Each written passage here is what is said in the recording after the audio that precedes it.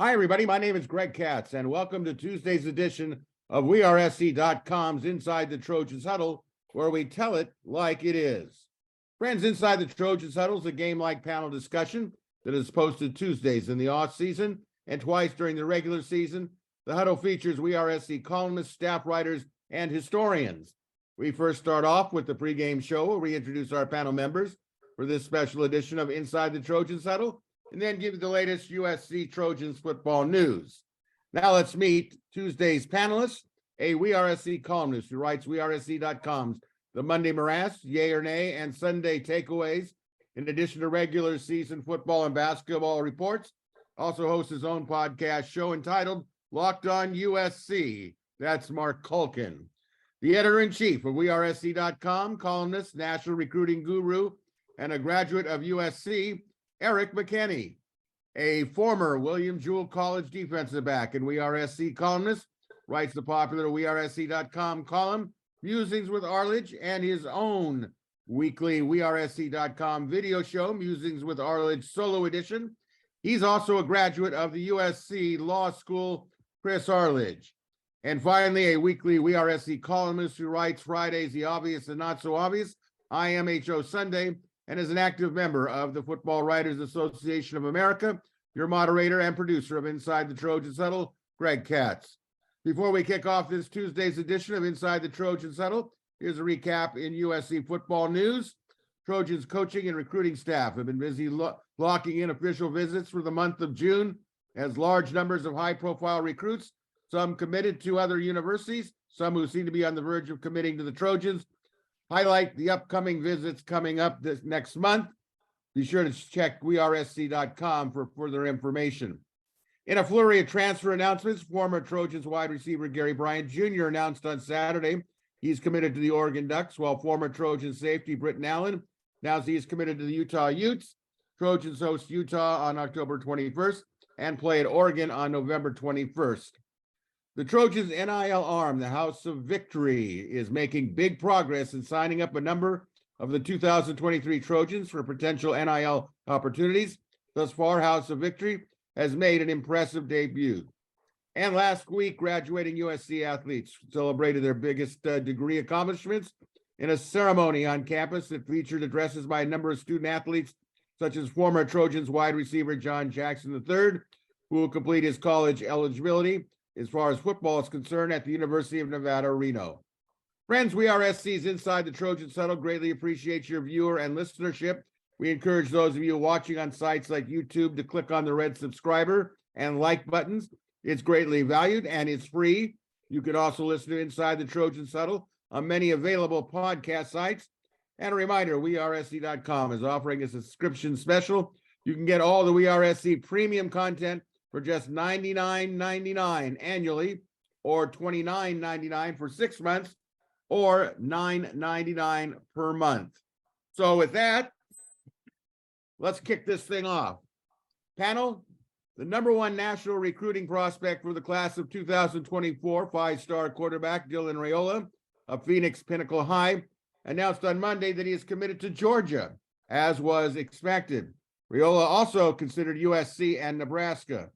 In his announcements, Raiola said, quote, Georgia is not built on one person or one position group. It's a complete program I get to be part of. Panel, do you feel that Raiola's quote was a pointed comment towards USC and why he didn't select the Trojans? And how Raiola's announcement affect the Trojans recruiting class of 2024 going forward? Marc Kulkin, as always, lead off. What are your thoughts on this? Yeah, it sounds like Lincoln Riley kind of got dotted, using a baseball analogy. Those words were directly pointed at maybe not him, but the program itself. And I'm not sure if those were Dylan's words of choice, but they were well crafted.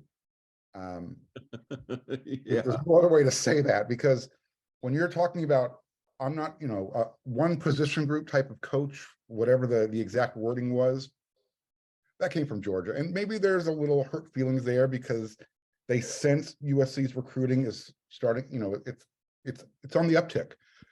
And they took a couple of tight end recruits that they wanted. So I don't know. This is the second time that Dylan's committed. The first time he went to Ohio State. This is now for Georgia. Hopefully it's going to stick. The question for me is, I understand he wants to play for a complete program, but when was the last time Georgia actually developed a quarterback that they recruited? I mean, Stetson Bennett might have been in diapers at the time when Matthew Stafford was going there. So how's it going to affect USC? I think it's had minimal effect, if anything. Lincoln Riley and USC aren't going to ever want for a quarterback, but it's sobering when you have the #1 recruit in the country saying, I want to play for a complete program, and they know the head coach at USC is a quarterback guru. So like I said, they're going to have to, take first base, rub it off, and keep playing. Erik, how did you see it?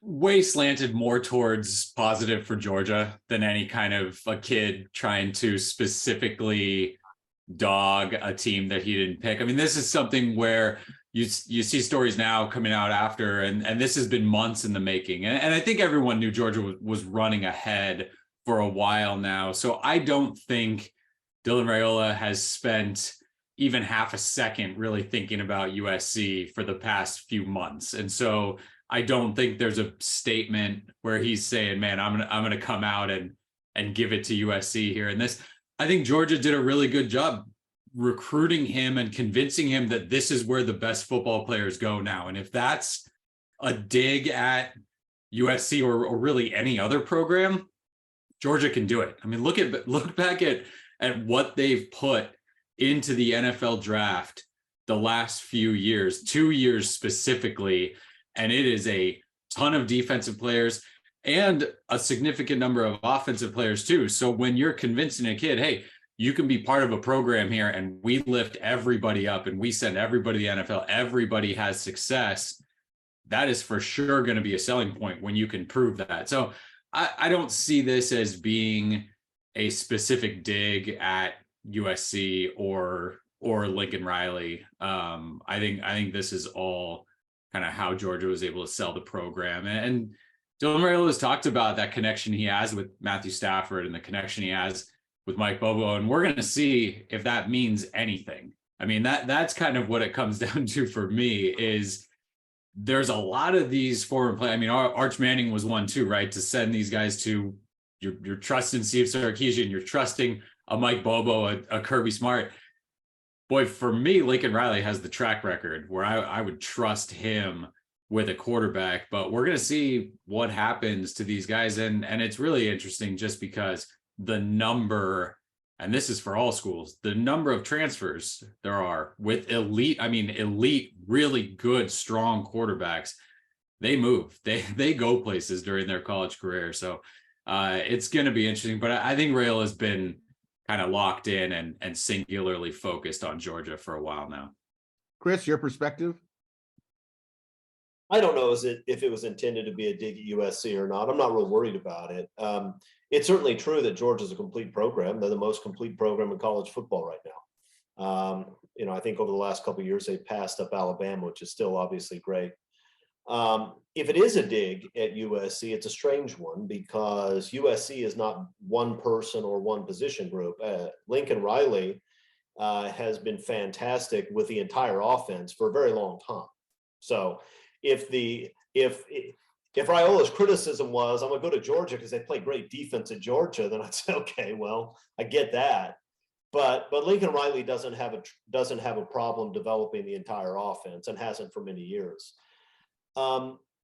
The other thing I would say about this is, and I wish I could find the quote. I saw it a number of years ago and I tried to find it online and I couldn't, but there was a prominent college football coach who made the comment that in recruiting, the mistakes aren't really the guys you miss out on. It's when you land the wrong guy.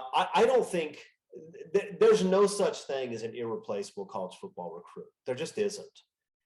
Remember when Lorenzo Booker was the biggest thing of all time, and he chooses Florida State, leaves Southern California. The next year, USC gets Reggie Bush, who just happens to be twice the player that Lorenzo Booker ever was. in college basketball, landing one guy who's a superstar can make your program and get you to the Sweet 16. College football is not like that. So losing on Raiola is unfortunate, I suppose. I'd rather have him than not. He's really talented. I love his film. But in the grand scheme of things, it just doesn't matter that much. Lincoln Riley will have a great quarterback. And if it's not Malachi Nelson, then it will be somebody else. And Erik is right that quarterbacks, and this isn't a new thing. I mean, Justin Fields was jumping around from Georgia to Ohio State a few years ago. He was he was a huge 5-star recruit, a big-time guy. He made the move. Lots of quarterbacks make the move. USC will be fine at quarterback. And for that matter, Raiola will probably be fine at Georgia. He's a talented guy. He's going to be surrounded by great players. I'm sure Mike Bobo will do fine, and everybody will probably be happy. And if Raiola isn't happy, then he'll leave. So that's just the way it works. I'm not worried about it. Yeah, I agree with what all of you are saying. I do, however, think that it's actually was a good thing that Raiola, if he was the one who was actually said what he said, and we'll take it on face value, that his perspective was, one person, which would be, I thought is a reference to Caleb Williams, or one position group, which I saw as the quarterback room at USC. There's no arguing right now where Georgia is. I think you guys all expressed it, right on point. But it is something I think for in the future that can work to the benefit of the USC coaching staff, knowing that that's, that could be something they run up against in recruiting. Programs will say, USC is a one-person deal, but as Chris pointed out, it's not just one person. It's the style of offense, what have you. But it is something that I thought was worthy of discussion here. So let's move on. Panel: National Prep Powerhouses, Mater Dei in Santa Ana, California, has long been a USC feeder school over the generations. This upcoming season, the Monarchs have an exceptional group of recruitable players, athletes for the class of 2024. Many of you might be familiar with some of them. Many of you may not be familiar with some of them, but we're going to try to inform you a little bit and our perspective on it. Who do you think, panel, the Trojans will sign and why? And we probably should also add into that the quarterback situation now that Raiola has committed to Georgia. Where possibly is the quarterback going to come for Lincoln Riley? I'll let one of you let the cat out of the bag, as they say, and if you don't, then I'll fill it in. But Mark, what's going on at Mater Dei? Who are we going to get? And any comments about the quarterback situation? So I think there's a lot of players that USC wants. I think they're going to get 2. I'm going to go on, say they're going to get DeAndre Carter and the defensive back, Xavier Brown. After that, I think everybody else is kind of looking elsewhere. Your question is about the quarterback, Elijah. Correct. Yeah. USC is obviously going to show some interest. I don't know where he'll be on their priority list, but again, we talked about just a second ago. Malachi Nelson's already in the bullpen. You've got Miller Moss there. That's part of the problem, bringing in top flight quarterbacks, back to back years. It's not like it used to be. Players want to play, and if they don't, they're going to use the transfer portal. So again, if Lincoln Riley doesn't get the quarterback he wants out of high school, there's going to be someone in the transfer portal, like Chris talked about, that he's going to pull. It's a non-issue with quarterback at USC. But as far as Mater Dei in 2024, I think USC gets 2 players. Erik, you agree with that, or is there going to be more? No, 2. I'd set that 2 as the over-under, and probably those 2, Xavier Brown and DeAndre Carter, that they're doing the best for right now. Now, Brandon Baker is maybe the best offensive tackle in the country, certainly one of the top 2 or 3. And when you have an offensive lineman like that at Mater Dei, he becomes an immediate must-get for a lot of people. And it sounds like right now it's not USC at the top for him, but it is also enough of a talent where a school like USC wants to stay involved. And if things change or happen, and recruiting is a long time. The less 6 hours in a recruiting cycle can change everything. So when you're talking about days and weeks and months and seasons before anything really has to happen, I mean, that's huge. So a lot of time to go there. The running back, Nathaniel Frazier, I think is fantastic as a prospect. It's clear that Kyle McDonald has some guys in Texas that are his top priorities. I think Frazier probably stays in that discussion for USC because, again, it's not like USC is narrowing down to one target or two targets at each spot right now. You got to keep a bunch of guys in the mix at this point. So he's someone that I kind of put on the radar as a potential guy. I think he's phenomenally talented. Certainly not going to second guess anyone that Kyle McDonald wants to go after. And we've talked about kind of his ability to find what he wants at running back. But that's it there. The modern day thing, again, if Brandon Baker is not in the mix, and Mark mentioned DeAndre Carter as you know, if he's the lineman you get, he's very talented in his own right. It's not like if you don't get Brandon Baker, you get nobody. But for me, modern day, that 2025 class is where USC can make a real impact. And there are some, you know, Jordan Davison, obviously the running back there, but the defensive side of the ball, especially I think in 2025, is where USC can make a difference. And even going back to the Raiola thing, the complete team, this is where USC can really prove itself, right? If they can put a defense on the field, which it looks like there are pieces to maybe start doing that, that's when you start to be able to tell kids. And it's hard to not be able to say it now, right? It's hard to have to tell them, you got to wait, you got to wait to see it. If you want to see it, you got to wait.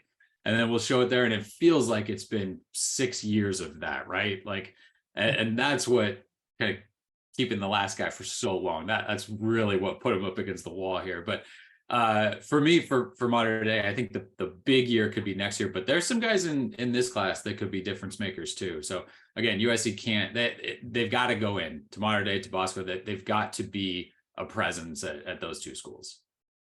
Chris? Yeah, I don't know that I have a ton to add about any of that. I don't talk to these kids. I don't know them.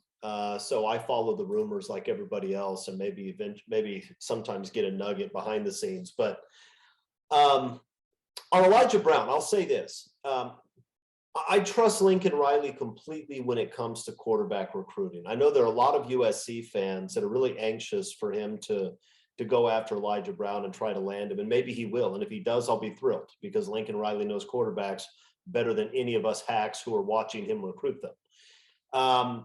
And maybe he won't. But there are two things I think are important to point out. One is, it's simply not true that if you get a high school quarterback, all of his talented teammates go to the same school. That doesn't happen. And it certainly doesn't happen at a school like Modern Day. Nobody is more sophisticated at the recruiting process than the kids that go to Modern Day. I mean, every year they send a boatload of kids to Division I schools. So that doesn't happen. Stop pretending that if we get Elijah Brown, then all of a sudden Brandon Baker is coming on board.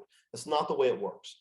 The second thing is, I am always a little bit nervous about the Modern Day and Bosco quarterbacks, not because they're not good. Some of them turn out to be fantastic, right? I mean, one just won the Heisman Trophy, and 20 years ago or so, another one won the Heisman Trophy. And so I get that. But here's the thing. When you play at those two schools, you have such an unbelievable advantage over every opponent except for the other one, right? You have an amazing offensive line, incredible receivers that are wide open. You have a great running game, so teams have to respect that. You have so much around. You have the best coaching. You have everything. There are a lot of high school quarterbacks in the country who could transfer into Modern Day and throw for a lot of yards this coming year. Okay, a bunch. I live in Dallas. There's really good high school football around here. I could go find a handful of quarterbacks in the city of Dallas that could go to Modern Day and throw for a lot of yards. I'm not saying they're as good as Elijah Brown. I'm not saying anything bad about Elijah Brown. I don't have any way to try to figure out whether he's going to be a top 5 NFL pick, which is sort of what Lincoln Riley quarterbacks turn out to be. I don't know that. I'm just saying that those guys have a huge advantage over everybody else. And there are a lot of quarterbacks that can succeed in those systems. So if Lincoln Riley chooses not to go after Elijah Brown, USC fans should just relax about it. Because if he chooses not to do that, there's probably a reason. And all of the reasons you give for why he should go after him probably don't make any sense. That's the reality. But we'll see what he does, because I don't know. He hasn't told me. I have a voicemail into Lincoln. He hasn't responded yet. We're all waiting with bated breath. Yeah. All right, I'm going to be on the positive side here. Not that you guys were negative, of course, but I'm going to go against what normally is the grain for me. I think they'll get Xavier Brown at corner. I think they'll get DeAndre Carter. I think they'll get defensive lineman Aiden Breland. And I think should Lincoln Riley choose, I think they'll get Elijah Brown. And it wouldn't shock me if somebody else was in there that we don't really think is there. But the bottom line is I think the damage that was done during, shall we say, the previous administration was pretty deep, and I think it did affect maybe the coddling of modern day to USC. But we're in a new time, so I'm excited to see what's going to come from modern day, because we know some players are going to come from there. All right, National Prep Recruiting Powerhouse St. John Bosco in Bellflower, California. For those of you not familiar with the Southern California area, Bellflower and Santa Ana is probably, if the freeway is clear, probably a 25-minute ride at the most. But St. John Bosco has sent players to USC, but not as many, of course, as modern day. Why is that in the current state, panel? And what players from this Braves class will be Trojans for the class of 2024? Mark, who are we getting from the Braves? So to your first part of the question, why is that? I think it has to do with the impression that maybe USC wasn't developing players for the NFL like other programs like Ohio State, Clemson, Alabama's, the big blue blood, and Clemson's not a blue blood, but the big programs that are the IT programs right now. So when you have people in place at certain programs, there's also people that, kind of direct players where they should go. That aside, I think USC has a chance this year to kind of to turn that tide around a little bit with 4 players, and ironically on defense. If they can get Jordan Lockhart, get the other linebacker, Kingston Viliamu Asa, and then the 2 secondary guys, which I think they're really strong with Marcellus Williams. But if they can convince Peyton Woodyard to stay home and not go to Georgia, that will send a message that USC is just not a one-position team. Okay, Eric? I'm right with Mark on the NFL thing. I mean, you go back and look, USC has gotten some Bosco guys. I can't think of one of them that has become an NFL draft pick, and some guys are still in college or are set up to become a high NFL pick. We've had some transfer out, some are kind of buried on the depth chart. So it's just not been, and I know you can be sure the Bosco coaches and people of influence there felt like those guys were good enough to go play and develop and go on to the next level. So when it's not happening, you can't blame them a whole lot for trying to find blame somewhere. And so if that's the case, then that's the case. And USC really has to recruit against that and show them, no, we can develop guys, we can turn guys into NFL picks, and it's not what it used to be. So Mark's right. Peyton Woodyard right now is a long-ish shot, but the fact that he's committed to Georgia and looking around at all is a good thing. And if you're the local program and have already gotten him on campus a bunch, he's going to take an official visit, and he's a known guy in this class. He's one of those guys that can help bring other guys and become a recruiter in your recruiting class. So I'd put him maybe on the outside looking in at this point, but Kingston Viliamu Asa is absolutely right at the top of the list, I think, as far as I'm concerned, in terms of, must get local, in-state, and maybe even national guys. The position he plays, the way he plays, school he comes from, all of that stuff. I think that's big. And seems like USC is doing fairly well with him. Marcellus Williams is interesting. You got a brother went to Arizona State, brother at USC. So there's going to be kind of a pull there. But yeah, a phenomenal quarterback. Again, another guy kind of top of the list for USC in terms of targets. And he'd be a big pickup. And then Jordan Lockhart, his older brother was at USC, transferred to Ole Miss. So there's a bit of a school connection there for him too. And he's kind of become a really talented linebacker in his own right. So yeah, if USC can load up on the Bosco defenders this year, I think those are some guys with some serious NFL potential in that group. So could be a good haul from Bosco for USC this year, but it's so much of it's going to come down to how they play defensively. I mean, this is a put up or show up, put up or shut up year for USC defensively, to be able to tell big time defensive recruits, yes, we can play, because they heard Bear Alexander, they heard Anthony Lucas, they heard Mason Cobb, right? They heard that you have all these guys now. If it doesn't happen this year, it's going to be hard to convince them. No, next year. No, we'll get it down the road. So I think this is one of the most key years. And again, it feels like we've said it for a long time, but when you have kind of the coach in place that you think is going to be here long term, you got to start to show them. Mr. Arledge, what's happening? I'm not going to make any predictions on any of those guys. I will say we all know the answer to the first question. I think the simplest explanation is usually the best. And when USC football was a clown car that's hurtling towards the cliff, you don't exactly encourage your best players to go get a seat on board. I mean, what are you going to do when you have Mr. Just wait till you see us in November coaching the team? Right? I mean, it was an absolute grease fire, freak show, ridiculous situation for the better part of half a decade. What are kids supposed to do? If I'm the Bosco coach, I'm supposed to talk a kid who I think has an NFL future into playing for Clay Helton. I mean, come on. So look, everything else that the guys said are right. The USC has to play better defense this year. I think they will. If they don't, then Lincoln Riley made a gigantic and costly miscalculation this past offseason. But I think they'll be all right. I think they'll play well, and I'm hopeful that that Alex Grinch will come out of it looking like a guy who knows what he's doing, in which case USC is going to have no trouble landing big-time defensive recruits going forward.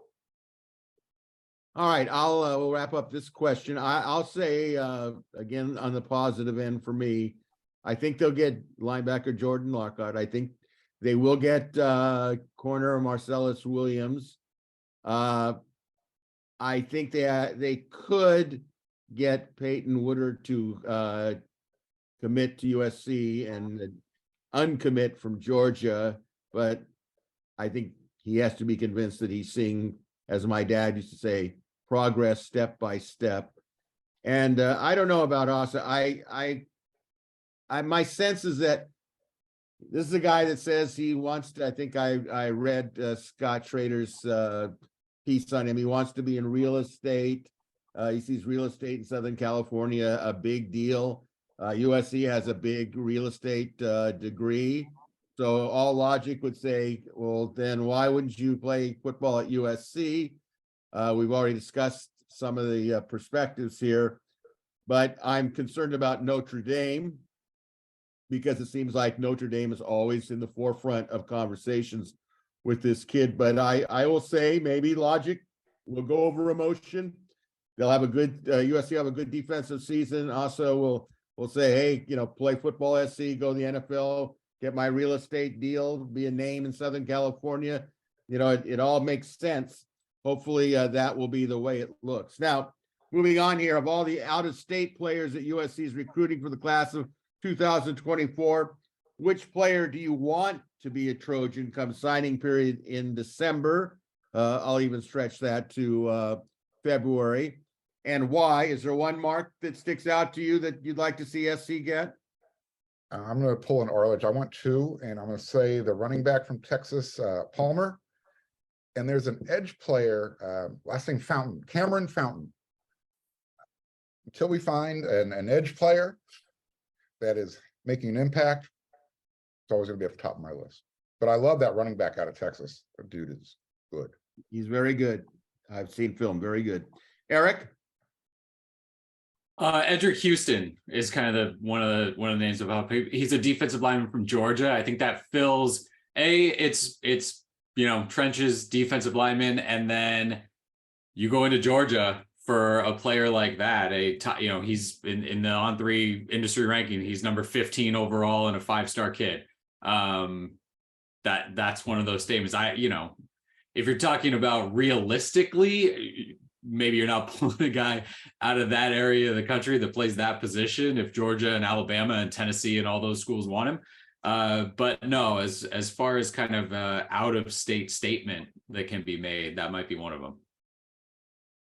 Chris? I'll go with Isaiah Garcia, interior offensive lineman from Utah.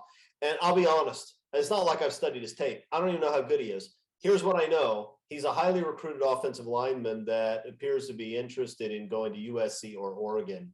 And USC has to stop losing West Coast offensive linemen to Oregon. They have to. I'm so tired of this. I'm controlling myself because I want to go off on a tirade. I'm not going to do it. But just for that reason, I would like them to land Garcia. All right. I will conclude this question with, actually I had two, but Chris is correct on Isaiah Garcia. When we think about a state, we tend to look at Midwest, Southeast Conference, but Utah is right there. The kid is interested in SC. If it's about needs, I definitely see offense or defensive linemen. So I would like to see Garcia because I think they're in a position to get him. The other one I'd like to see actually is wide receiver. I think it's Mike Matthews from Georgia, which may become a little bit more difficult now that Raiola is committed to Georgia. But if SC could take another big time player out of Georgia, I know that would frost the people in Athens. And at this point, I know Chris has a special affinity for those in Oregon. I'm starting to get that feeling myself on Georgia. So it would make my day if Matthews, who is going to come out here, by the way, on a visit to do that. Panel, we'll wrap up the first half with this. Who do you see currently as the biggest competition in the battle for USC recruits? Who is it? Is it Georgia? Is it Ohio State? Is it Notre Dame? Is it Alabama? What's the one school that you see is the big challenge at this particular point in time, Mark? It's Phil Knight University. You mentioned those other schools, but USC, if USC loses a recruit to any of those schools that you mentioned, those schools have, kind of earned something on the field. But as Chris just mentioned, USC is consistently losing recruiting battles to Oregon. And it's not because Oregon is doing some great stuff on the football field. So people can connect the dots. All right, Erik, did you connect the dots? Is it Oregon? I mean, I understand where he's coming from. I'm not going to tell him he's wrong. I'm going to say Georgia just because Georgia is recruiting the best in the country right now. And if USC, and I'm sure Lincoln Riley taught, his thought from coming over from Oklahoma to USC was, I can put the best roster together in college football at USC. He was not shy about saying that when he initially came over. Part of that is putting together the best recruiting classes. And I understand that you can put together the best roster with a huge help from the transfer portal, but the best roster goes top to bottom, and that means big time recruits coming in. So if USC wants to recruit the best, they have to get the best players. And right now the best players are going to Georgia. Chris? Yeah, the answer sadly is Oregon. And it's because the USC can't just recruit the West and have the best roster in college football. That's not possible. It's why USC is recruiting so heavily in Texas. It's why they're recruiting so heavily in the DC area. And they're recruiting throughout the South. You have to do that. But in order for USC to have the best roster in college football, they have to dominate the West. They have to. And then you can cherry pick some running backs out of Texas, a defensive lineman out of Florida. That was the Pete Carroll plan, right? I mean, Carroll pulled guys out of those other states. He pulled guys out of Ohio and Florida and Texas. He did that but he also completely locked down the West. The problem USC has right now is not that they lose out to Georgia on a recruit from the South. You're going to lose out to Georgia most of the time on a recruit from the South. Just like Georgia should lose out to USC most of the time on a recruit from Southern California.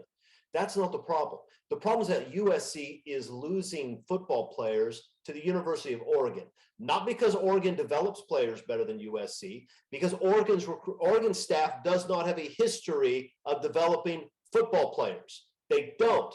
They have a handful of guys who are fantastic salesmen, one of whom was a completely failed coordinator at Alabama, another one who was a coordinator at Georgia for a fantastic defense that was put together by Kirby Smart, who was a defensive coordinator at Georgia. This is the problem with USC football right now, and Lincoln Riley has to end it. Now, it's going to be hard for him to end that as long as Oregon is willing to hand out large bags of cash and USC is not, and as long as players say, yes, I would rather have $150,000 in my bank account, that's a sure thing, then hope I get money at USC and go to a real university. As long as players have that perspective, it's going to be difficult. So I told you I was not going to go off on a rant. I just found myself doing it. I'm going to stop now. But Oregon's a problem and they need to be crushed. They need to be crushed without mercy. And then when they beg to go into the Big Ten because the Pac-12 is falling apart and is an embarrassment, and they're making 1/4 of the money that USC is making, and Phil Knight is tired of pouring money into a program that now is no longer an elite program because they play in the equivalent of the Big Sky, we have to say, no, we will never let you into this conference. You stay there and you die. That's what has to happen. Well, I'm glad you didn't go into a rant. I can only imagine what that would have been an atomic. That's self-control right there, Greg. You know what? You are to be admired how you handled yourself on that one. That was well done. You know, it depends on who they're recruiting against. My first thought was maybe Ohio State, because Ohio State will be in the Big Ten. And then there's that thing, if you go to Ohio State, you'll get to come back to LA. Your parents can watch you play and so we're still all in the family. But really, I think that the right answer is Oregon, because Oregon seems to be doing it, and they're taking players out of Southern California. Now, the rub is going to be when USC goes to the Big Ten, along with UCLA, when will it sink into recruits in Southern California to say, do I really want to go to Oregon? What is going to be my gain? Now, I think, Chris, you pointed out what the gain is going to be, NIL money and all that other stuff. But the truth is, especially along the offensive line, I mean, there was always that sense that, well, you know, they've got, you know, whoever they have their offensive line coach, great. Then he leaves, you know, then they get a new person in there, and it's like they're not even missing a beat per se. But at some point, they've got to just shut off Oregon.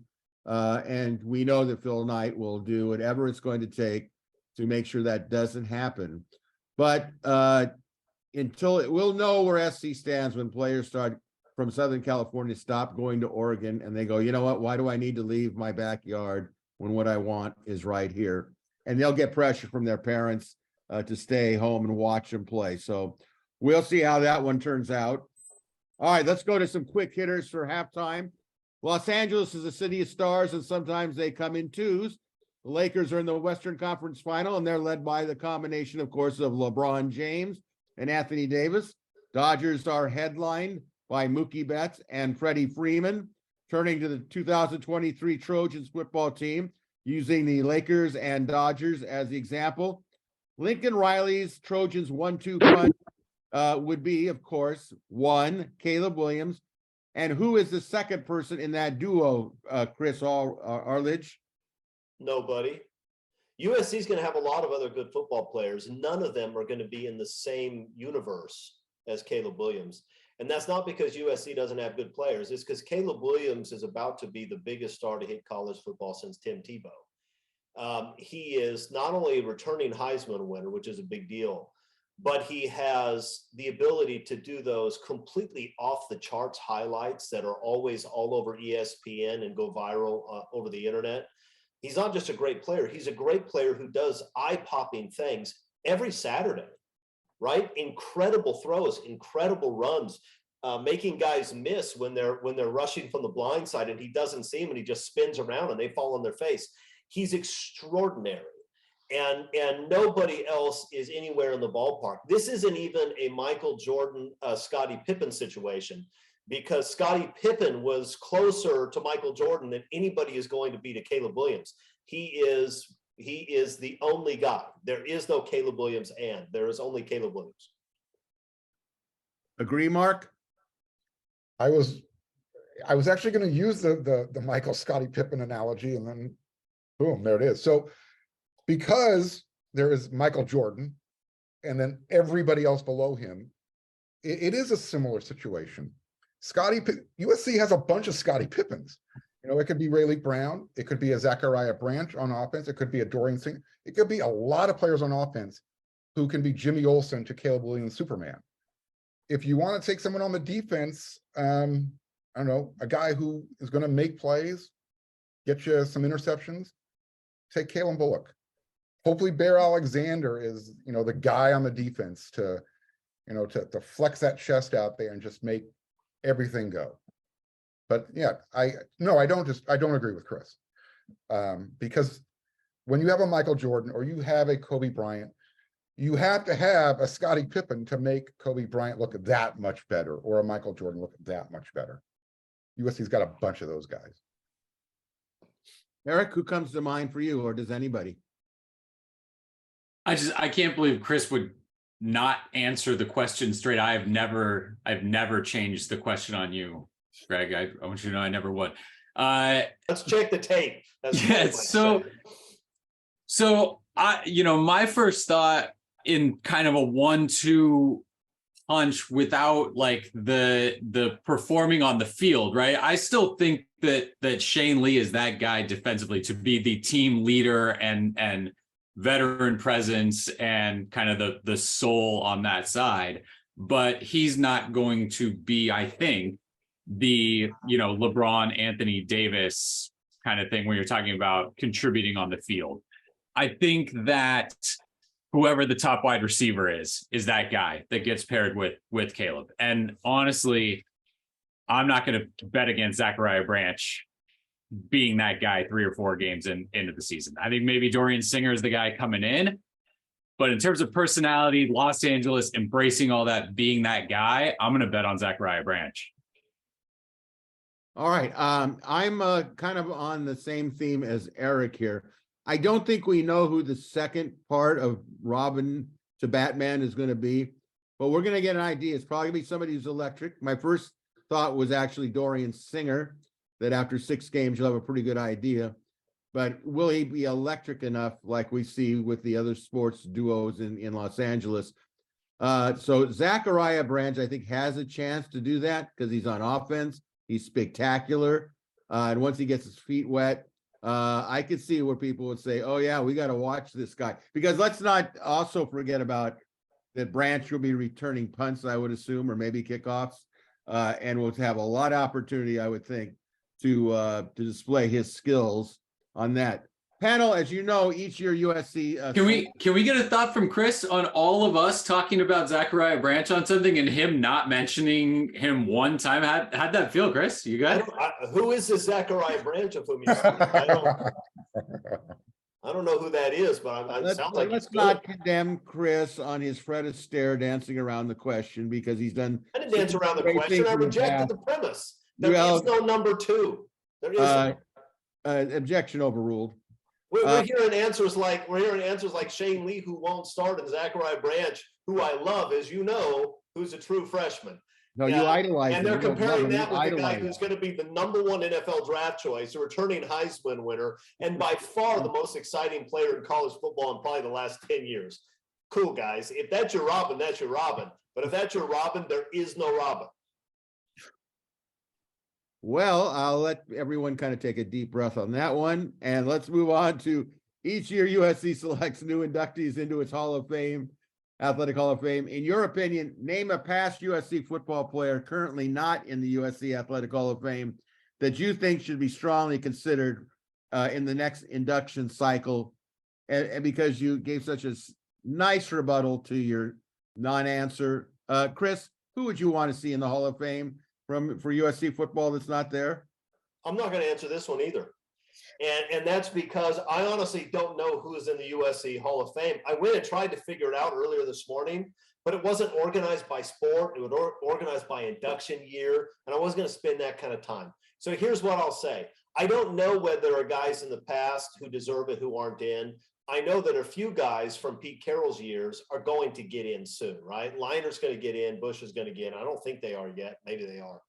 But I'm going to make a pitch for two guys who I think probably deserve it. There are other assistant coaches from USC who are in, and I think Ed Orgeron and Norm Chow probably should be considered. Those two guys were so central to what was, I think, the best, 4-year run in USC football history that I think you have to give consideration to both of those guys. So that's my vote. Okay, Mark. Now, isn't it funny that Reggie Bush is a member of the College Football Hall of Fame, but not USC's Hall of Fame? That's all. All right, Erik. Yeah, Bush was the easy one for me. That's one that I think should be in there. And again, it's, you're always going to be dancing around that topic with him. I like Chris's answer. I think those two absolutely should be in there. I don't think, and we saw what happened specifically after Norm Chow left. I don't know if Pete Carroll is Pete Carroll if he doesn't assemble that staff early on when he got to USC. So yeah, they're absolutely deserving of that. Hey, is Leinart in already? See, nobody knows. Nobody knows. I don't know. It's in the Athletics Hall of Fame. I was honestly when you were talking, Chris, and it was by year, and then it was alphabetized. I was like, I don't. Well, maybe Katz knows. Greg, is Matt Leinart in the Athletics Hall of Fame? I don't believe he is at the moment. Okay. You think he'll make it? No, of course not. Why would you even come up with an innate answer like that? No, I'll tell you, the right answer is, and most of you say what? It's Marvin Powell. How Marvin Powell is not in the USC Athletic Hall of Fame, I have said this for years and years and written about it. How is a guy that's in the College Football Hall of Fame, a 2-time All-American, a 3-time All-Conference selection, not in the USC Hall of Fame? As one person said, did he piss in somebody's Wheaties? I don't get it. No, but who said that, Greg? Did they say that about Powell or just more generally? You know what? I really like this source that mentioned it, and I'm going to protect him. Okay, it's just like a grand jury. We're not going to talk about who told me this, but it was. I appreciate your journalistic ethics and hiding your sources that way. That's good. Thank you, Fred Astaire. The bottom line is why he's not in at this point is beyond me. And I've written about, I don't know. I mean, when I look at other people that are in there, I go, okay, fine, whatever. I just think that he's the one that should be in there. He's got everything you'd want. And again, how is a guy in the College Football Hall of Fame and he's not even in his own university's Hall of Fame? Did he not donate enough money? I don't know.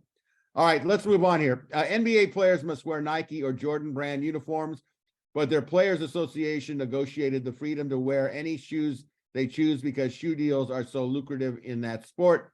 NFL teams have the same arrangement with their players. Obviously, at this point, college players don't have a collective bargaining agreement yet. Do you see in the future where USC players belong to a players union and can select their own athletic shoes and select their own endorsements? Chris, how do you view this? I think they already do select their own endorsements. In terms of picking shoes, I that's not so much an NCAA issue at this point as it is a team issue. And my guess is that very few teams are going to want to hold the line on that once it becomes lucrative for players, because you put yourself at a recruiting disadvantage. When it comes to the union thing, yes, it's going to happen, whether we want it to or not, because the only other choices are an act of Congress, and Congress doesn't seem interested in jumping in to help the university's athletic programs, or to have the NCAA do it and have the NCAA's ruling upheld by the courts, which it won't be, because the NCAA is anti-competitive. Maybe the individual conferences could establish NIL and other rules. They could do it and maybe get away with it because they're not necessarily monopolies. The problem is, how do you do it? If you're the Big Ten, do you want to adopt rules when the SEC has not, and put all of your schools at a disadvantage? So I think what ultimately is going to happen, and you see the rumblings of it already, college athletes at the Division I level at least are going to be employees. They're going to receive minimum wage from the schools. They're going to have a union. They're going to collectively bargain for rules. Those rules will govern things like the transfer portal and NIL deals and other things. And then you will have enforceable rules, and it'll look very similar to what you have in the professional sports. Only the amount of money being paid by the owners will be very small, in a way that it's not with the professional sports. At least I think that's what's going to happen. All right, Mark, is this what's going to happen? Do you see a players union coming? God, I hope not. Unions just ruin everything that they get their hands on. And with, when you're a member of a union, you got to pay dues. Are players all of a sudden now going to want to give up some more money? I don't know. It's such a convoluted thing. Chris is the person who really should speak on this. I hope there are no unions. Let the players negotiate their own deals, pay your taxes, act like an adult, and move forward. Don't, when you get another organization trying to run something, there's just too many chefs in the kitchen. Sorry. Erik? Going to the kind of wearing their own shoes and cleats and stuff. I mean, Caleb Williams wore, I know it's different because it's not a Adidas or whatever when USC's a Nike school, but the cleats he wore for the spring game with the Caleb Cares on either side and the bright white shoes and all that color, those stood out. I don't think we're that far away from a guy like that being able to do something like that in a game. I mean, I would not shock me at all if it's this year that there's kind of some bending on those kinds of rules, especially if it's a guy like that who's the face of your sport, who's saying, I want to do this for whatever the reasons are.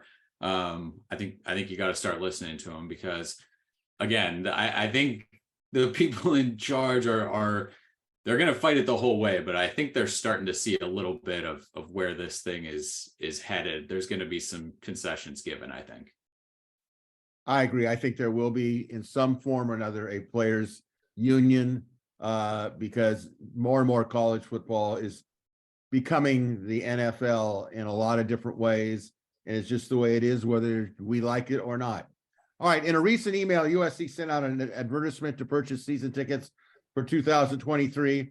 And you could select the best seats in the Coliseum. Listed, of course, were the 6 home games: San Jose State, Nevada, Stanford, Arizona, Utah, Washington, and UCLA. But panel, looking down the road, how much of an increase in season tickets do you expect when the 2024 season brings in Big Ten teams? Give me just a quick number increase in season tickets with the Big Ten coming in. Chris, how much of an increase? I think there will be an increase each year over the next couple of years as the team wins. I don't think it'll be tied as much to Big Ten as I do if USC plays really well this year and establishes themselves as a complete team with a defense too. Then I think you'll see an increase in ticket sales. It usually takes a couple of years in Southern California for these things to turn around. But by 2024, I suspect the Coliseum will be regularly packed for the big games and declared a sellout with 20,000 empty seats for the smaller ones. Mark? Yeah, they're going to have an impact. I mean, you've got, so here's where it's a supply and demand type of thing. You've got so many alumni from schools at Ohio State, Michigan, and the Midwest who already live in LA on the West Coast. There's going to be demand for those tickets. So yes, I do think you will see a little bit of an impact because of them joining the conference. But again, when USC is winning, it doesn't matter what conference they're a member of. They are the hot ticket. So just as long as they're winning, the Coliseum will be just fine, especially with only 77.5 as capacity. Erik? I mean, Mark's last point is exactly where I was going to go. I just don't know. Again, I haven't interviewed every single person who's been to a USC game in the last 20 years, but my expectation on it is they want to go to the scene, a lot of them, right? The USC fans are going to go, but to pack the Coliseum weekly, you need more than just USC fans. You need the people going because it's an event and because it's the place to go to. It doesn't matter if it's San Jose State or Michigan. For a lot of those people to go, they're going to want to go. So if USC is really, really good this year and people understand next year that's going to be the place to be in the fall and you need to get to those games, that's going to increase ticket sales. I think it'll have much more to do with the home team and how they are and how they're perceived locally than it does with any away team. But Mark's also right. I mean, if you're going to get both if Michigan, let's say Michigan makes the trip out here, you're going to open yourself up to a whole new kind of set of people that live in this area or in Arizona or close enough to be able to come out here. And I know Arizona fans make the trip, Stanford fans come down. The first couple years of these Big Ten schools coming out, you're going to get a much bigger boost than a lot of these Pac-12 schools that have done it for so long. And, we could go, but let's go in 2 years or next year, whatever the schedule had been for them for a while. So I don't know if those people end up with season tickets, but I know that they'll sell more and it'll be harder to get tickets. And the push will be, you need to lock in your season tickets earlier. So it'll be a boost for sure.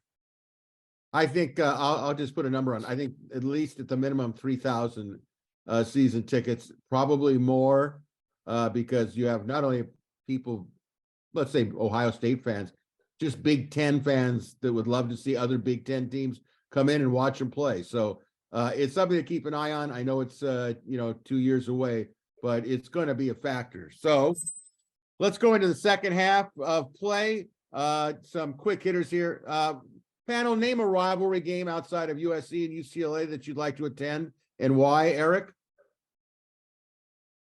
I'd love to go Ohio State, Michigan. I think is the first one that kind of came to mind for me. I think that's just knowing people who went to both schools and hearing them talk about it. I think that'd be a fun one to be at. All right, Chris? That was my number one, so I'll go with my number two, Auburn, Alabama. Lots of hatred there. That'd be fun. You like hatred. No, I don't. I hate it. But well, it'd be fun to be in the atmosphere. Absolutely. Mark? Those two are really good answers, so I'm going to go with the barbecue answer, Texas, Oklahoma. Very good. I will go with Ohio It's State. National Barbecue Day, by the way. Okay. Ohio State, Michigan for me, because to me, the game is important. The hatred is there. The respect, I think, is somewhat there, depending on your feelings on each school. But I think it's the game day ambiance that's exciting to me. I really get excited about just being on campus before the kickoffs, and I think it would be really exciting to see it. All right. Number two, panel, what's the most excited you've been for a USC victory? Erik? So I'm limiting this to ones that I was at, and that's the 2005 USC at Notre Dame game. I took the train in and took the train out. I honestly don't remember being on the train for the way home. I think we may collectively, as USC fans on that train, may have just powered it ourselves. Kind of Fred Flintstone ran it back to Chicago. It was that was pretty incredible after that one. Chris? Yeah, I'm not giving a second choice on this one. It's the Bush Push game, the single greatest sporting event I've ever attended. It was unbelievable, and I'm not sure that we'll ever top it. Mark? Well, I'm not going to mention that game, but I am going to mention USC Notre Dame, and it's the one that made me cry when they broke their losing streak. So that one was just, it needed to be done, and I did cry. How old were you when you cried? I was old enough not to cry. Well, that was an Arledge answer. Well done, Mark. Well, the USC Notre Dame game, I was there. Incredible. Everything you said is correct, but I felt more relieved than excited because I knew that they had to win that game to keep in the hunt for the national championship. So when it was over, it was like, my God, they didn't blow it. Everything said that it didn't look good at the time. I think the most exciting one for me was probably the 75 Rose Bowl game, the late Hayden to McKay pass in the fourth quarter against Ohio State, Woody Hayes, and then the incredible 2-point conversion from Hayden to Shelton Diggs. That was like euphoria to me. There's a lot of exciting games that I've been to, but that one kind of sticks there for me. Okay, panel, what is the most depressed you've been after a USC football loss, Erik? I don't really want to talk about it. I mean, right? That's come on, be a man. So it's the USC Texas national championship game. That one sitting in the Rose Bowl there, watching that, and then kind of knowing that was it. It was the number of guys that were leaving from that team, and you knew USC had kind of built up a little bit, but it definitely felt like that was it, and nothing was going to be the same after this. And you just really wanted them to win that game, and the way it ended was not great, Bob. Chris? That's obviously a great answer. That hurt a lot, but I'm going to go with 1988 USC Notre Dame, number 1 against number 2. And I really thought USC was a team of destiny. I thought they were better than the Irish. And they just pissed that game away by dropping the ball on the carpet over and over and over again. That one hurt really bad, really bad. Mark? Yeah, the one Chris just talked about made me angry. The one Erik talked about made me depressed. I literally, for a week, the TV didn't get turned on, the radio didn't get turned on. I didn't want to even talk about sports. It didn't matter. It didn't have to be about USC. Oh my goodness. I pulled the covers over my head. Did you have a little bear that you could go to sleep with, a little stuff? I was in the fetal position. I went to work the following day, and my boss at the time happened to be he was a USC alum. And he saw me walk through the front door, and he saw that my face was dragging like 5 feet behind me. He knew where I was. He's like, Mark, just go home. Try again. Well, I look at these things probably because I coached for so long, that did a team deserve to win? Did they deserve to lose? My feeling with the Texas game is I was very disappointed, but I conceptually understood all the reasons that they, to use, I think, Chris's term, and I'll hope I'm not being misquoted here, pissed it away.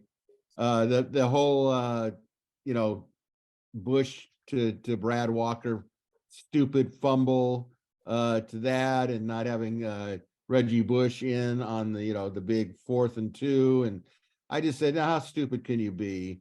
It's just, to me, when I see stuff like that, you don't ever want to be, as a coach, you don't want to ever have it come back to you in some of the things. I mean, I felt really bad about it, like a blown opportunity, but I understood why. The one that really bothered me, though, even to this day, which is, I think, kind of ridiculous, but it was in 1965 when USC got upset by UCLA with 2 basically late fourth quarter touchdown passes by eventual Heisman Trophy winner of the future, Gary Beeman.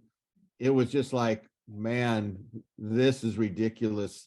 The fumbles, and I mean, it was just like, how could this happen? It's like games that you leave and you go, how did we just lose that game? But when you look at it, and I've watched film of it, I understand it better as an adult than I did as a 15-year-old, but it stuck with me. Panel, what's the most surprising end to a USC football game that you've ever witnessed? Erik? Surprising end and surprising outcome and all of that. The USC Stanford 2007. I mean, right, you got John David Booty's finger and all of that stuff that went into it. USC should have been able to play 10 on 11 in that game and still win. And the fact that a 4th and 20, converting a 4th and 20, and then a 4th and 10. I mean, both of those Stanford had to get. The more it's shifting up to most depressing at this point. I'm going to talk myself out of surprising and get it into a different category. But I mean, not even with everything that had gone wrong at that point, there was no way Stanford was going to make 4th and 20 and 4th and 10 on a Pete Carroll defense to win that game. Ouch. Chris? Was the most surprising game, but the most surprising ending to a game from my perspective was 2010 Notre Dame, where, I mean, going into that game, USC had beat the Irish 8 straight years. We're playing with a backup quarterback, but still we have the game. We have Ronald Johnson wide open at the 15-yard line. His defender had fallen down. Ronald Johnson is a fantastic player. The ball hits him right in his stomach and he drops it. That USC would lose to Notre Dame after dominating them for almost an entire decade on a play that was like the Robin Williams play from the Best of Times was just too much to handle. That was awful. Well, I'm a little nervous with Marc Kulkin on this one. Mark, what is it? I've been going back and forth on this one. It's either going to be 13-9 or it's going to be last year's Cotton Bowl loss. How do you have a 99% probability of winning and lose? That's pretty surprising. That is pretty surprising. 13-9. It should never have been that close. So, whatever. Well, I'm gonna say this has got depressing, Greg. This show is really a bummer. I take full responsibility. Find us a surprising win, Greg. Wrap it up with a surprising win. No, we can't go there. No, we have to just keep on plugging away. I will say that the most surprising end to an SC football game to me was the 2017 Rose Bowl win over Penn State. I couldn't believe how stupid Penn State. I was sitting next to Gary Paskowitz, our late publisher and founder of WeAreSC.com.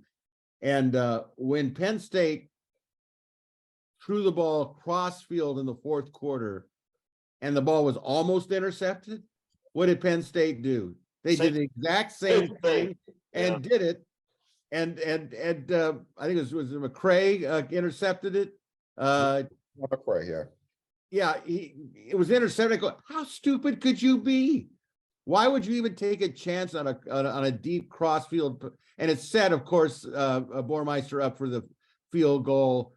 And that's what's surprising to me because I thought that was such a glaring coaching mistake that that staff should have been canned. That's what I lost. See, that's nice. That's a good one that you brought. Well, thank you. I just go, is that James Franklin, the coach that I want coaching USC, that would pull a bonehead move like that?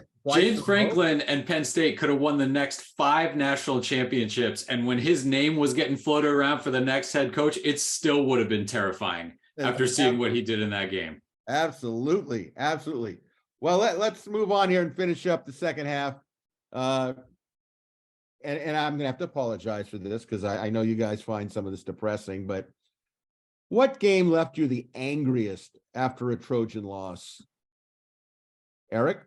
That's 13-9. That's that answer. Zing. Chris? That's a good one, but I'm gonna give a different one. I'm gonna give a game that really didn't even matter. It was Cal USC in Paul Hackett's last year. And I've told this story before, I'm sure, but for those who remember, USC was down by, I think, 4. Had a couple minutes left, needed to get the ball back. They stopped Cal. It's 4th and 4. USC has their punt return team on the field and decided at the last second to put the defense on the field. So it can't have been more than 5 or 6 seconds left on the play clock. Paul Hackett runs the new unit out there. They got 22 guys on the field, and right before the ball snapped, he has to call USC's last timeout. They come out after the timeout. USC has the punt return team on the field. Paul Hackett decides, with no more than 5 or 6 seconds left on the play clock, to run the defense on the field. 22 guys are on the field. This time they don't have a timeout because they already burned their last one. 5-yard penalty, 4th and 4 becomes 1st and 10. USC never gets the ball back. They lose the game, and nothing captured the absolute horrificness the complete moronic nature of the Paul Hackett regime than that little thing. And I was so angry I couldn't contain myself. You've never seen me rant like I ranted from the stands that day. That should be pay-per-view. Ugh. I would pay to see you go into a major rant. But then again, I'd pay to see Marc Kulkin go into a major rant. So, Mark, what was the angriest after a Trojan loss for you? We've talked about enough of these games, so I'm just going to say, what's your deal, Greg? You're Thank you, Pete. Or no, it wasn't. Pete didn't say that, right? He said, why was Jim Harbaugh throwing up 2 points just to get to 50 in a game that was well Okay, out? I'm getting Mark around. I'm getting him totally. Let's move forward, because I was pissed off then, and I'm still pissed. He'll walk off the show. Okay, I'm going to say the angriest I've been had to be the 13-9 loss to UCLA. I was so freaking pissed off. I said, why in the hell? How could we score 9 points? And I came to the conclusion, there's only one way. You had Lane Kiffin as the offensive coordinator, had no business being the offensive coordinator. Dwayne Walker kept the same defense the whole game. And I kept saying, would you do something different? Change this, that, and the other thing. And all I could think of, thank you, Pete Carroll, for making that ridiculous demotion of Norm Chow, because you think Norm Chow would have his offense would only scored 9 points against UCLA. I mean, I don't know what was worse, SC scoring 9 points or UCLA only scoring 13 points and winning the game. That one, I don't think I'll ever be any more angry than that one. That cost him a national championship, and it was absolutely needless. But with all due respect and his greatness and what he accomplished at USC, this was not one of Pete Carroll's greater moments. In my opinion, allowing this young man to be the offensive. It was like putting a 12-year-old at the driver's driving a Maserati at high speed. It was ridiculous. All right.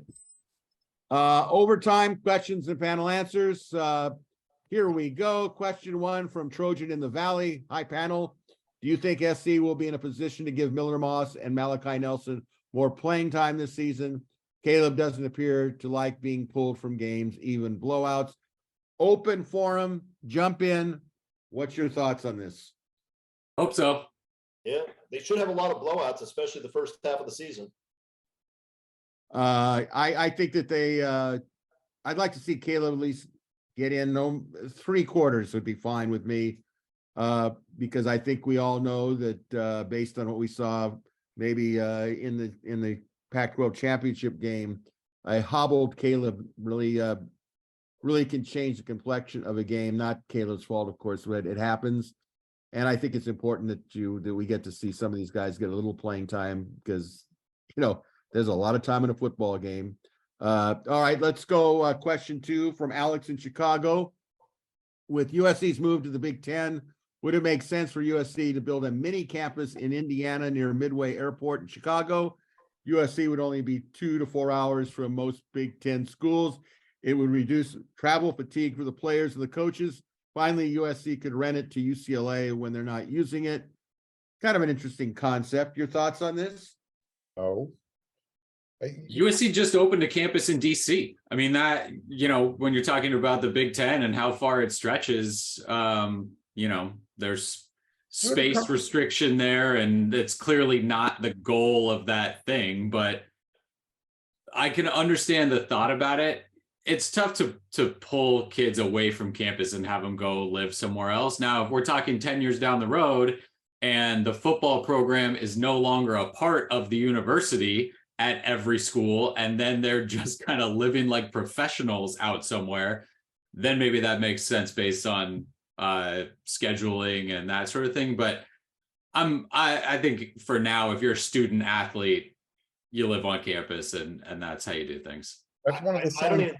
even go ahead. You're in LA. It's the weather. I mean, you're not going to say, oh, by the way, let's go live in the Midwest during the season. No. I mean, Well, it'd be right if you have an away game, if you're playing at Maryland and then at Michigan State back to back, you spend the week somewhere. Sure. But is USC going to build a campus to house 100 people for 2 weeks a year? I think USC is probably going to be able to avoid cross country travel back to back weeks most of the time. And so if you're talking, what's more disruptive, making somebody live somewhere that they don't ordinarily live for 2 weeks, or having a young kid sit on a charter flight for 3 hours and then have to do it again the next week? I mean, it's not even, if the point is to reduce travel fatigue, this has the opposite effect. I don't think it makes any sense. It's my understanding that what they are looking at is for lack of a better word, a mini campus where they wouldn't have to transport the equipment. As you know, USC loads it up in a big truck and they go to wherever they're going to go. But rather than have to go from Los Angeles to Chicago, back to Los Angeles to Michigan, Los Angeles to Rutgers or Maryland, and doing all that they would have a hub where they would be able to make it an easier transportation site. I could see that. I think they're actually looking into that from what I understand. And maybe it wouldn't be such a bad idea to rent it with UCLA, since they're probably going to, have something to do with the travel. Question 3 from Scott in Gilbert, Arizona. My question is, with 2 big recruiting weekends coming up in June, do we know if all the local prospects from Mater Dei, St. John Bosco, Sarah, Long Beach Poly, et cetera, will have all of their players attending those recruiting bashes, whether as official visits or just as an unofficial visit? I will chime in with this quickly. I would sincerely say check with WeAreSC.com. I know that there was a premium story with pictures about who's definitely coming from Mater Dei and St. John Bosco and some of the other schools. I think Lincoln Riley pretty much has honed in on the players he wants to be there for these bashes, recruiting moments, both officially and unofficially. Panel, you want to add to this? I had a buddy who was my roommate in college who was in a fraternity. I wasn't, but I hung around all their parties. So sure, why not? I could see a lot of the local guys who aren't on the visits hanging out in the evening, checking it out. Yeah, they'll get there. The 2 big recruiting weekends, so much of that is based on kind of the ability to officially host guys. And so I'd be curious how many unofficial visitors they bring when you have so many official guys, and there's clearly so much effort put into what the structure of those official visits are. But USC coaches have done, I mean, they've proven they know how to get guys on campus. There are recruits there. Whenever USC is allowed to have recruits on campus, there are notable recruits on campus. They do not miss out on a chance to get guys there. All right, and we'll wrap up with question number 4. This is from Hector in Rosemead, California. What away games do you each plan to attend this season? So I guess that would be an answer from each one of us. Erik, you going to be at all the games, away games, or what is it looking like for you at the moment? Yeah, that's certainly the plan. Okay. Mark? Yes, that is the plan. Okay. Chris? I will definitely not make it to every away game, but I'll tell you one I'm not going to miss, Notre Dame. I never miss the Notre Dame game. And if you're a USC fan and you haven't been, do yourself a favor and go. It's an incredible experience. Absolutely. No question about it. No question about it. Right now, I am scheduling myself to go to, obviously, Notre Dame. I'm scheduled to go to Oregon. I think I probably am going to go to Arizona State. Don't mind the driving distance from here. Go on the Marc Kulkin Memorial Highway there. And then I think there's a possibility, although I don't think it's a strong possibility, I might go to Colorado, because I'm kind of intrigued with the whole rebirth of the Colorado program. It's kind of early. That one remains to be seen, but definitely I'm already in for Notre Dame and Oregon, so I'm excited about that. So again, I'd like to thank Trojan in the Valley, Alex in Chicago, Scott in Gilbert, Arizona, and Hector in Rosemead for contributing. If you have a question, anybody out there, or comments for our panel, go to either the WeAreSC message boards or click on the thread that pertains to Inside the Trojans Huddle viewer or listener questions. So with that, that'll do it for this Tuesday's edition of Inside the Trojans Huddle. So until next Tuesday, a big thank you again to our outstanding panelists, Marc Kulkin, Erik McKinney, Chris Arledge. Special thank you to all of you for watching or listening to Inside the Trojans Huddle. Have yourself a great week. And until then, this is your moderator, Greg Katz, reminding you all to fight on, everybody.